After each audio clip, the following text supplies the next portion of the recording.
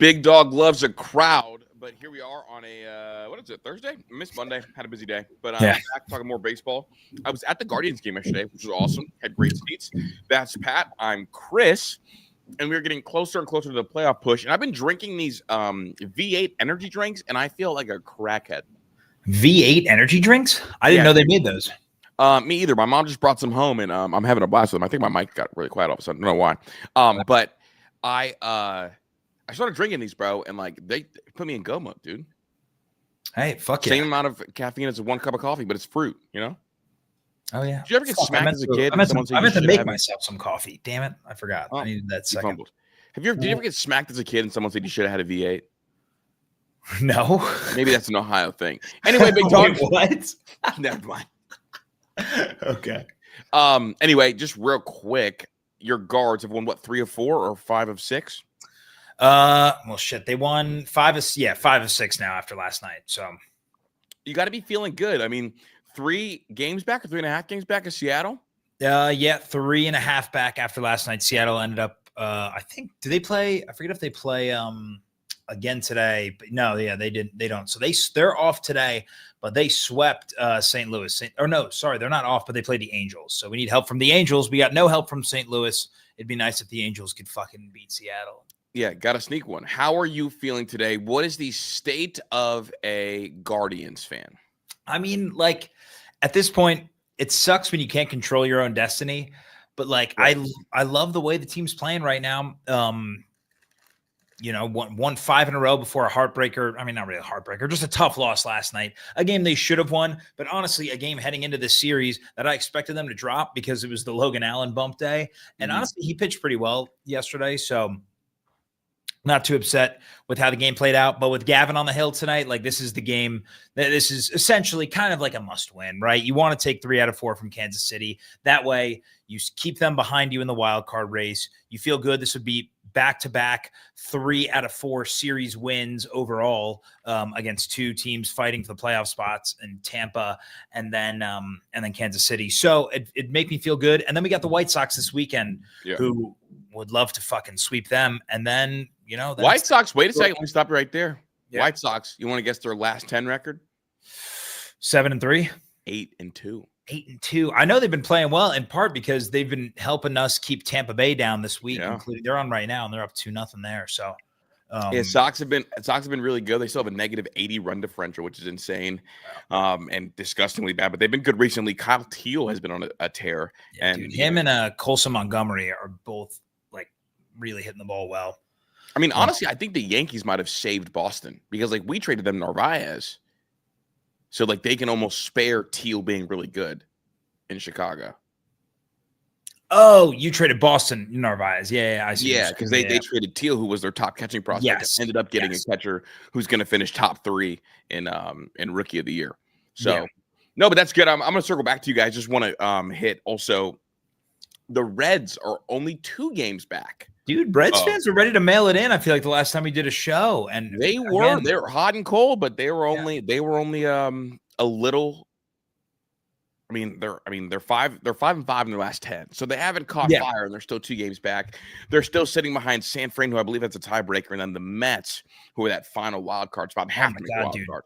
Yeah, I mean their only chance to win the division was they had to sweep Philly this week, and instead got swept. And it was just a bad look for them. Really, really tough scenes for Mets fans right now. They're going through it. No, wait. Their Philly series is still going on. I thought they finished up yesterday. No, so this is a 4-game set, but 1-0, 9-3, 11-3, and then they go tonight, and that's a Fox game. Yeah, Peterson. So is our game's a Fox game too. So I'm curious. I hope I get the because we're both 7:15 starts tonight. Yeah. So hopefully, because it's local, we'll get that one out here. But either way, essentially their shot at the division's over. So they just got to hold off San Fran and Cincinnati right now. I mean, and right now, so the Mets have the Phillies tonight again. It'll be Luzardo, who I like. His stuff plays to me when it's on, but he has been getting hit kind of hard recently. Dude. The ERA is 4.01. I would be curious to see what his xERA is because his WHIP is 1.29. He's got 190 Ks, which is good enough for top 10. He's fun to watch. Like I like Luzardo, and maybe it's because of the lefty side swipe delivery. I'm a fan. I mean, he was a guy I wanted the Guards to go after like a year or two ago when the Marlins were looking to trade him originally. But dude, he and Mackenzie Gore are the funniest pitchers because they on any night, and I believe Mackenzie Gore pitches tonight also. He does against Miami, not a game not worth watching. But those two guys are the funniest pitchers to me because any given start, they can go 7 shutout, 12 Ks, or they won't make it past the 3rd inning and will have given up 8 runs. It's either swing and miss or big booms. I mean, they are like the quote unquote Aaron Judges, I guess, like the 3 true outcome type guys of the pitchers. Yeah. And so when they get hit, they get hit really hard. But it's not like the Mets lineup has really cut up anybody here recently. So they've been trash recently. Yeah, they've been so bad. So the Mets schedule wise, just because it correlates to the good old Reds, they've got the Phillies tomorrow, and then you know what they got after that. They have Ben's Rangers.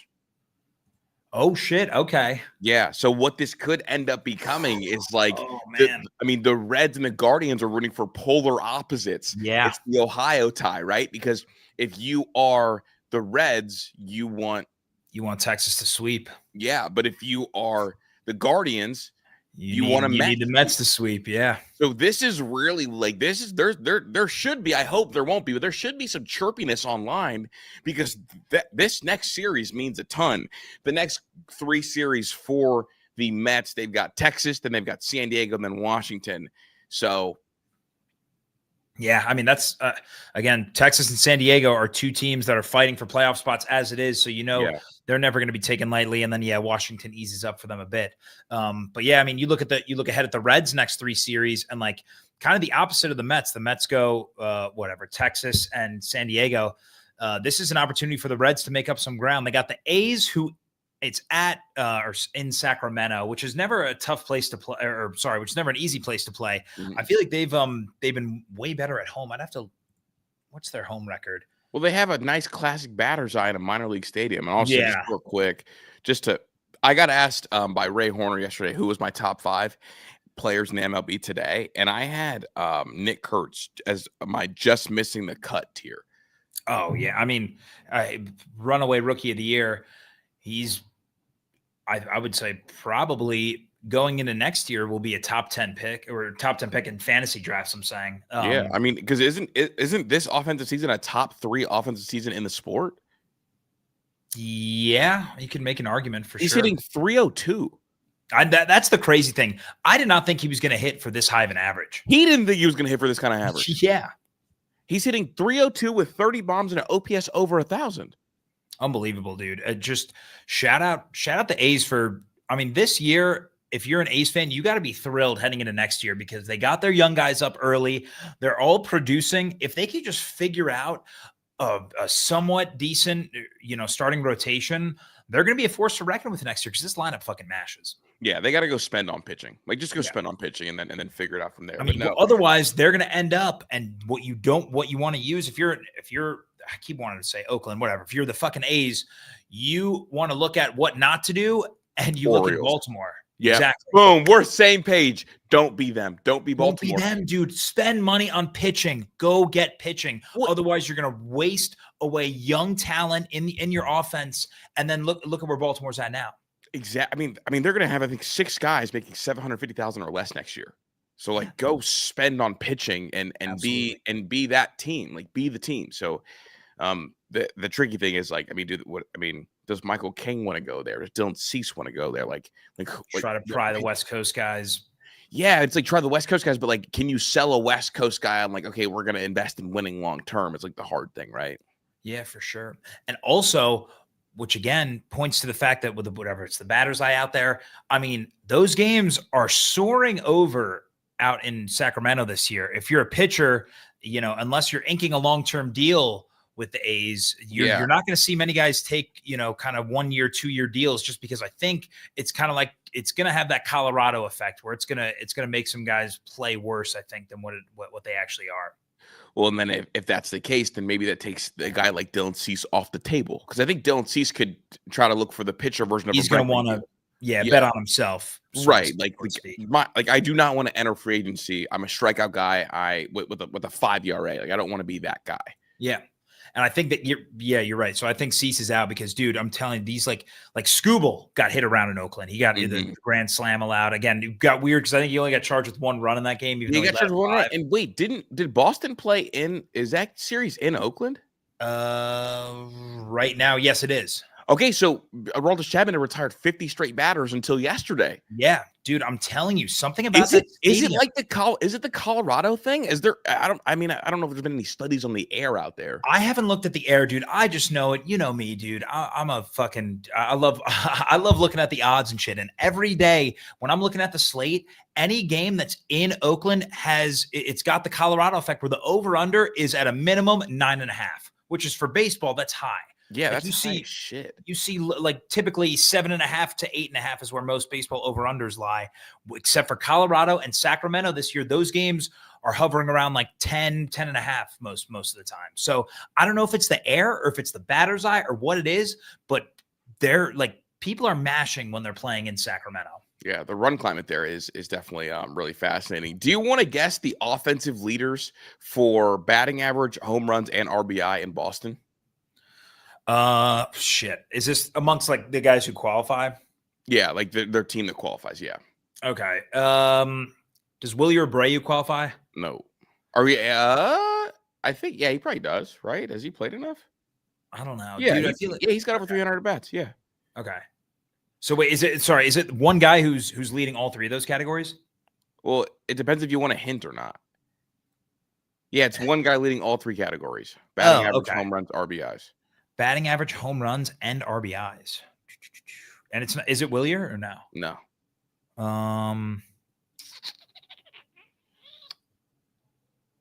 It can't be Bregman because he was hurt. Is it Trevor Story, dude? Yes, Trevor Story leads Boston in all 3 categories. Yeah, dude. Talk about like kind of resurrecting his career.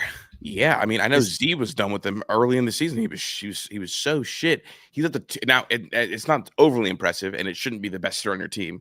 But he's at the 263 with 24 home runs and an OPS of 753, which is wild, and 91 RBIs. Yeah, no, shout out Story. I mean, God, this is the first time he's playing. He's played in 143 games this year. He barely scratched that number in his first 3 years in Boston combined. I mean, he played 94, 43, and 26 in the last 3 years.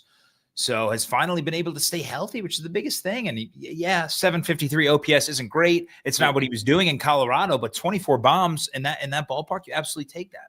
It speaks to the kind of the resurgence that he's had paired up with offensively. There's no scary bats over there. I mean, Duran has definitely fallen off the cliff. Which I was, again, I thought he was going to be a 270 hitter for a while. I don't know. I was worried about that earlier this year when the talks for Quan, for Duran, and again, he's still young, but I don't know. His metrics didn't support, to me at least, kind of the long-term success. I feel like his swing is so long for a guy that's going to be like for a doubles hitter, right? He's just got to commit to. I think he's trying to hit for power. I think last year the power numbers were there, and he's trying to become that. But I think he's just a doubles guy at the end of the day. Yeah, that's likely. There's nothing wrong with it. But shout out to him. But it's weird. The Red Sox lineup's weird because like Willie Abreu's had a solid year. So is fucking Rob Refsnyder. Like just random guys are putting together solid years, but I just don't think they qualify for a lot of their. Yeah, because Willier has 22 bombs and 811 OPS. Fucking Rob Refsnyder. But even Abreu, he's got a lower batting average though. Yeah, 253. Fucking Rob Refsnyder, dude. He's got an 873 OPS. Again, he's a platoon guy now. But like they've got their lineup's really interesting, and I'm curious to see how it plays in the playoffs. Yeah. I do want to play ceiling and floor for a couple teams, and then I want to circle back to your Guardians, then hit my Yankees to get out of here. Yeah. For the big boy teams, what is the ceiling for the Brewers? Ceiling for the Brewers. My question is, do you think that with their roster construction and the way postseason baseball is played, do you think they can win a World Series? Yes, I think so. Okay. What about the Phillies? Phillies, absolutely. Dodgers? Right now, with the way it stands, I'm going to say no. I don't think they can win a World Series currently. Yeah, I don't think so. I mean, they did I just think sweep the Rockies, but that's, I mean, fuck, everyone sweeps the Rockies. everyone's beating the They Rockies. lost They the haven't. series. They lost Yeah. series to the Orioles, Pirates, Diamondbacks right before that. Yeah.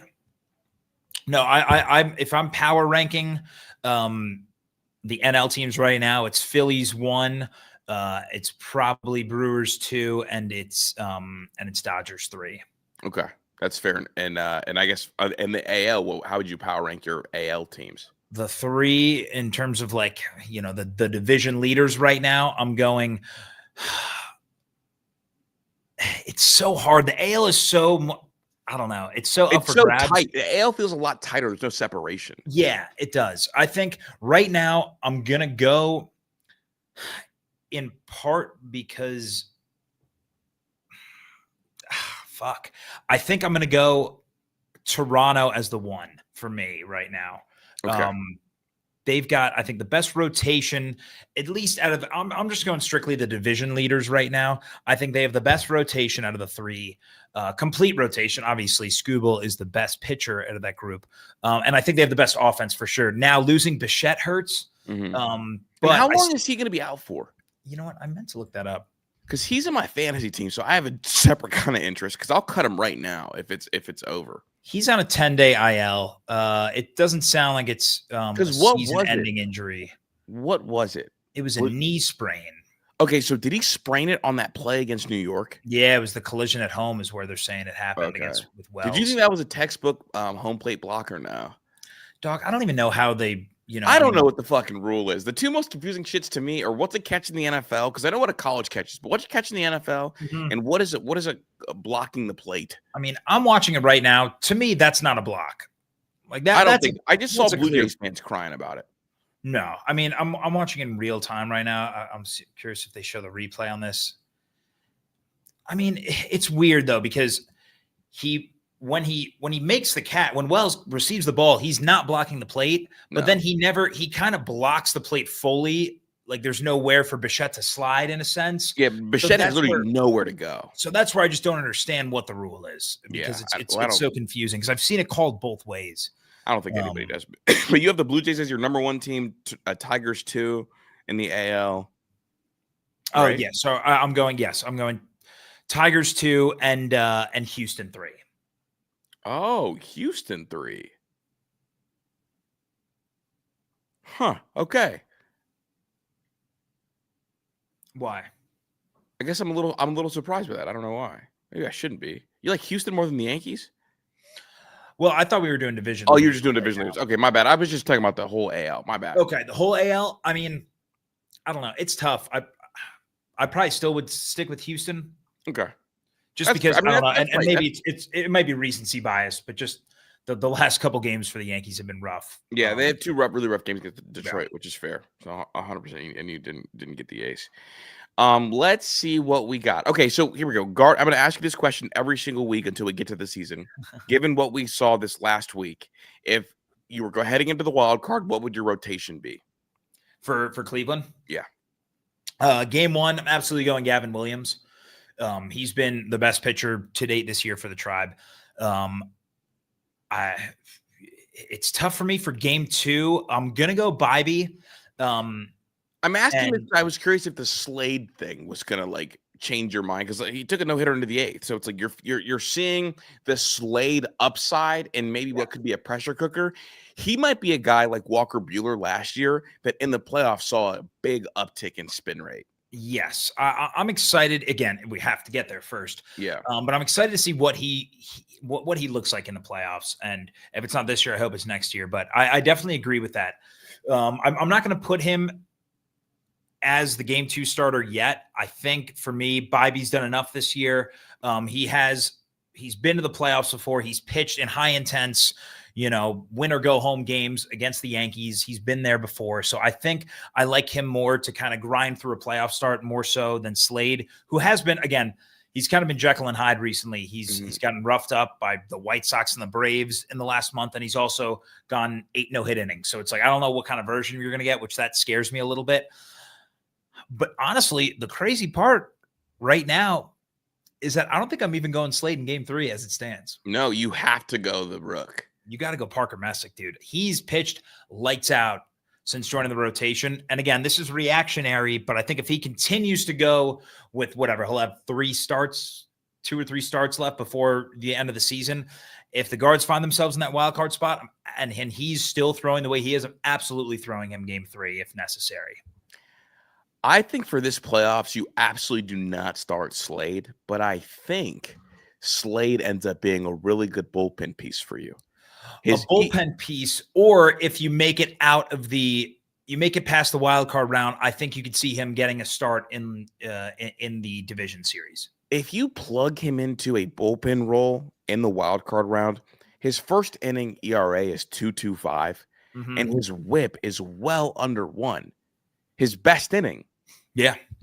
If you look at his WHIP per inning, it's 0.85 in the first, and it's not under 1.5 at all until the 6th inning and the 7th inning.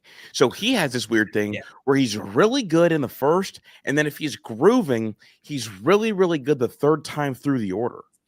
Yeah. And honestly, the biggest thing I love about this idea of Slade coming out of the pen is the fact that he has impeccable control of the zone. And that's something that has driven me mad in recent years. And it's absolutely something you can't do in the playoffs. A guy who's on my fucking watch list right now, because he struggled last year in the playoffs commanding the zone, and it came back to bite the Guardians last night, is a guy like Tim Herron, who does not have good control. And if you have good stuff, it's great. If you're walking guys in the playoffs late in games, it's going to bite you in the ass. And so I'm absolutely okay with Slade being a bullpen piece because I think he's got good control. And like you said, that first inning ERA and WHIP speaks for itself. Because I'm kind of going through the same thing, like on my Yankee side, like in the wild card, which looks like it's going to be. I think that Will Warren in the bullpen could be a real weapon. Yeah, it kind of shore some things up because right now the Yankee bullpen's been horrendous. They're gassed. They're struggling, and like Will Warren in the pen, kind of is similar to Slade. Can be a strikeout guy when he's dialed. Can be a guy that gets you a lot. I think they both have probably similar upside when it comes to it. I think, but I do think that Will Warren's more of a strikeout guy. Slade offers more length naturally. Yep, that makes sense. Is kind of where I'm at with the two, because I think game 3 for the Yankees would be Cam Slittler, who was our Parker Messick. Yeah. And you're going Rodon 1 or Fried 1? Fried 1, Rodon 2, and okay. then the kid Cam 3rd. Cam is pitching tonight, actually. We'll circle back to the Yankees right now before we hit your Guardians on the way out of here. We've got Cam tonight, which should be fun. It's Cam versus Holden. So we'll see. Cam's definitely the better pitcher out of the two, though. That's gonna be a bullpen game for Detroit, right? Yeah, that's a bullpen game. He's a bullpen guy. I was gonna say he's a bullpen guy. So that, I mean, again, you have to win the bullpen games. Like, that's it. Like, I know you guys lost yours yesterday, but you got to win the bullpen games. Absolutely. And the reason why, I mean, we had Logan Allen starting, who's we're currently running a 6-man rotation, and he's number 6 out of that group. So, it is what it is, losing a bullpen game. But like you said, you guys have Schlittler going tonight. The way he's pitched, you absolutely want to win this game. It's not a must win by any means, but honestly, just to feel good about where you stand, right? In terms of the whole American League, like especially the way the last 2 nights have gone for the Yankees. This is kind of a game to just, all right, let's get back on track and remind people, that we're still a force to be reckoned with. Well, and like, you'll know during the game, like, or before the game starts, like where you stand, because Toronto's on right now. Yeah, and they're up, 4-0, I think, last I saw. Yeah, so it's like, to keep up with Toronto, it's 4-0, bottom of the 5th. Like, to keep up with Toronto, you just got to win this game. Because if you win this game, you keep it at a 3. So, really important. You guys, your next series, preview it for me. What you guys got? Well, we got one more tonight as well. This is the game 4 of a 4-game set against Kansas City. Gavin Williams on the hill. You'd love to win this game. That would be 3 out of 4 in back-to-back series. And then we got Chicago over the weekend at home. Like you said, Chicago is playing better baseball as of late. It's still, to me, given the fact that we still have to play Detroit 2 more times this year and Texas, this to me is like, all right, if you're serious about winning the division, you kind of want to sweep the White Sox at home. Bybee goes Friday night at home, City Connect jerseys. Like, it should be a good vibe downtown. I hope that Bybee pitches well enough to get us the victory there. Then you got Messick going on Saturday. And then I believe it would be Slade on Sunday. Where is it? Sunday's matchup is Slade. Yeah. So you got, you know, 3 guys that I feel confident in getting the win. And the biggest thing is you avoid Shane Smith for the White Sox, who pitched today. He was their, kind of their one all-star this year. So I like that we avoid him. That it's put up or shut up for the Tribe this weekend. Got to sweep. 100%, 100%. Well, this is a pretty quick show, Pat. I got nothing else left for today. Yeah. I mean, hey, it's his, after this weekend, I feel like a lot of things we'll know a lot more. We'll know a lot more after this weekend. We'll know a lot more. Absolutely. But, quick little episode today. Wanted to get something out for you guys. Appreciate you guys for always rocking along. The playoffs should be pretty good fun. We probably should do one more 999 challenge before the season ends. Dog, I'm so down. Or I was gonna say, even if we do one during like a, we should do because we absolutely should we do it during Menace? That would be crazy. And don't tell Zach what's going on. Just don't tell Zach what's going on. We just come with all the hot dogs. Well, first of all, fuck. How would we do that though? I mean, there would have to be a game going on at noon, I guess. I guess so. Yeah, so we probably couldn't do it. Or what? We could just try to do 999 during the show. So every 9 minutes. Yeah, every 9 minutes. Every super chat will eat one hot dog. Yeah, but you don't do Sheetz hot dogs anymore. They don't. I said you. Oh, yeah. Well, I mean, I'd prefer not to, just because I think my stomach was in shambles for like the next 3 days afterwards. Yeah. But I would do it again, dude. At the Guards game, I want to tell you this. At the Guards game, dude, I haven't tried all the restaurants, but I went somewhere and got a spicy chicken sandwich. It was going crazy, dude. Apparently, and I'm the worst with this because I'm such a creature of habit when I go to Tribe games. So like, for me, it's like thirsty parrot beforehand, go to the game, go get a slider dog. Yeah. If I'm feeling up to it, maybe a second dog, but that's normally just a plain dog. And like, that's kind of all I do. And I never venture out with like different things, especially food wise in the stadium. I'm always doing the fucking slider dog. But I've heard that they put in so many new concessions this year and the food is actually really fucking good. I saw some like Instagram reel about a guy trying all the new shit in the stadium. And I remember him saying the chicken sandwich was fire. Yeah, dude, I had it, bro. It was smacking, dude. I was thrilled, bro. Yeah. I smacked that in a shandy, dude, sitting 3 rows up, dude. I saw Gabe Arias just looking for the baddies in the stands, dude. I was having a great time. Dude, Gabe Arias is my favorite baseball player. I feel like that's what I would be like if I was a ball player. Bro, wait a second. Dude, so like weekday games, you've been to weekday games in Cleveland? I mean, normally I just go on the weekends because I'm down here in Columbus now, but like I've been to some for sure. Dude, weekday games, if you sit close, it's so quiet. It's so quiet, dude. I mean, yeah, on TV, it's funny because like it's just they don't pack the stadium as well. Much. No, and like weekday baseball is for the people who are just real baseball lovers. So like where I was sitting, it's just like a bunch of people that taking their own stats. Oh yeah, for sure. Have you ever done that at a game? Fuck no. What am I fucking? Absolutely not. That's the worst shit ever. Dude, I've never done it, but I've always wanted to try it low key. No, that's the worst. My mom used to keep stats for my baseball team growing up. Oh, really? Okay. Yeah, she was our stat mom, but I hated it. But no, dude. So I'm there, and like no one's drinking up where I'm at. It's super quiet. Gabe Arias is on the hunt. Obviously, it's like the people around me are all season ticket holders. We're talking about like we'll probably stay till the 7th, and we'll catch the whatever home. Yeah. And I'm over there, and I'm loud as shit. Like Pat's been with me. I'm not loud like yelling. I talk loud. Yeah. I'm just there. I mean, and you can chirp a little bit. Yeah, but I'm not chirping. In fact, you'll be proud of me. I didn't even wear a Yankees hat. Oh shit! What did you wear? The rubber ducks hat, like the theme. Oh, okay. Because I was going with like a Guardians figure. Like I didn't want to be disrespectful. Yeah. But I'm talking shit, dude. I'm talking shit because like, fuck, dude. I watch the Yankees every day, dude. So I'm like mad in my seat. There's not enough people there to like fuck my service up. So I'm watching the Yankees game also.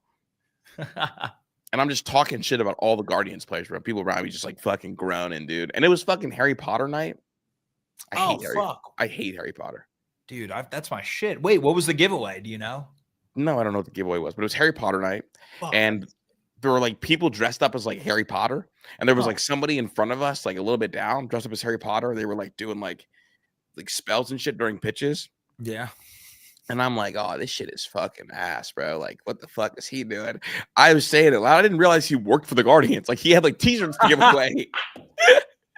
Bro. Oh my goodness. First of all, never should talk Harry Potter. I hate Harry Potter. And there we go. I guess we can turn this to a Q&A at the end. So why do I hate Harry Potter? Because Harry Potter doesn't have enough of a true political storyline. When I watch TV What shows, do you mean? I need a strong political element, and I don't believe in academia political being that. Like, it's really just like fucking Voldemort bad conspiracy theory with them in it, but there's no like rise to power that anybody's looking for. I mean, there kind of is, right? The Ministry of Magic, the fact that they don't believe Dumbledore and all this shit, and they kind of use that to take over Harry Potter, like take over Hogwarts and kind of make it run their way and not the way of the wizards. Like they want to, I don't know. Taking over a school and deciding how people cast spells, turn each other into frogs is fucking stupid. Well, dude, no, Defense Against the Dark Arts. Like that's how you fend off the evil in the Harry Potter universe. And the Ministry of Magic came in and said, nah, we ain't doing that bullshit. You're not going to learn how to defend yourself. You're going to do stupid shit instead. Absolutely is political. You know why how I would have liked it more? What? What is it? The dark magic, whatever? Defense Against the Dark Arts? Yeah, here's the thing, like the dark arts. What if the dark arts are a good thing? What's their side of the story? I mean, you kind of get a little bit of it. Well, what's the dark arts goal? To take over, like, well, they want their whole bloodline to be, it's all pure blood magic. They want to take over the race, you know, of just for what goal? Wizards, just to control the wizarding world, right? Control the wizarding world so you can turn people into frogs. If they want it that They're bad, not turning people. Why are you fixated on the frogs? Here's the thing. No one turns anyone into frogs. The thing about Star Wars is that every side thought they were the good side, and they didn't think they were evil. My issue with the dark magic shit, they know the shit they want to do is evil, and I don't think that makes for good political commentary. Also, I mean, I would still, again, I'm not trying to make this Harry Potter versus Star Wars, so I do like both. But like, pick a side. Absolutely, the bad guys know that what they're doing is wrong, bro. But in the real world, the bad guys don't know what they're doing is bad. That's the important thing. Yeah. So I'm saying, in Harry Star Potter, Wars, they know what they're doing is no, wrong. they do not know what they're doing is bad. Absolutely, dude. Only Palpatine does. No one else does. Anakin, for sure. I mean, he doesn't. He no, Anakin does not think what he's doing is bad. No, he does after the fact, dude. The whole thing, like, you didn't kill Anakin Skywalker like I did. Like, he understands, like, what his role is and that he became evil even though he didn't want to be. He didn't become evil. The whole thing was about doing what's necessary. Yeah. The whole Anakin thing was doing what's necessary. Well, then after Padme died, why didn't he just go back to what was good? I'm Chris. That's Pat. Turn into our next sci-fi episode of Give Star out a home Wars run parlay, bro, so we can finish on a baseball note. What was that? Give out a home run parlay today so we can end on a baseball note. Home run parlay? All right. Ben Rice. 1 second here. We're doing, let's see, who's pitching today? We got to focus on the bad pitchers later. We'll go, someone on the Angels, because Bryce Miller's asked this year. We'll go with Mike Trout is back. Give me Mike Trout. Mike Trout can't catch up to a fastball. So if whatever pitcher he's throwing throws 95 or higher, no. No, we're Anthony Volpe's been playing through a torn labrum. Oh no! And he re-aggravated the injury this past weekend. I apologize, Anthony Volpe. Okay, we'll go with a Chicago. Oh no, that's tomorrow. Fuck, there's not a lot of games on tonight. All right, we're gonna go Mike Trout. We're gonna go one of the Phillies against David Peterson, just because fucking everyone's been raging. Schwarber? Oh, you know what? No, we're gonna go. You know who's back in the lineup? Nick Castellanos. We're gonna go Nick Castellanos. Yeah. And then, so Mike Trout, Nick Castellanos, and then we'll take a Padre going against a Rocky.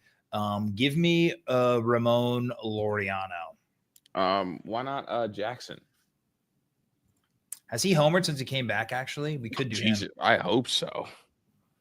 He's been back for what, a week? Yeah. I don't know if he's homered since he's been back, but that actually could be the play then.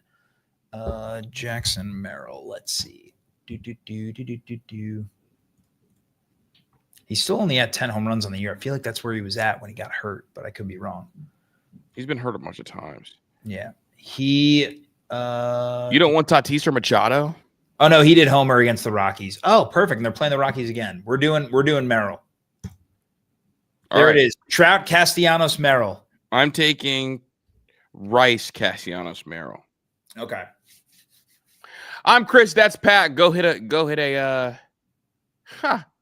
parlay. Absolutely. Peace. Strike 3. You're out. Bow. Pow, pow.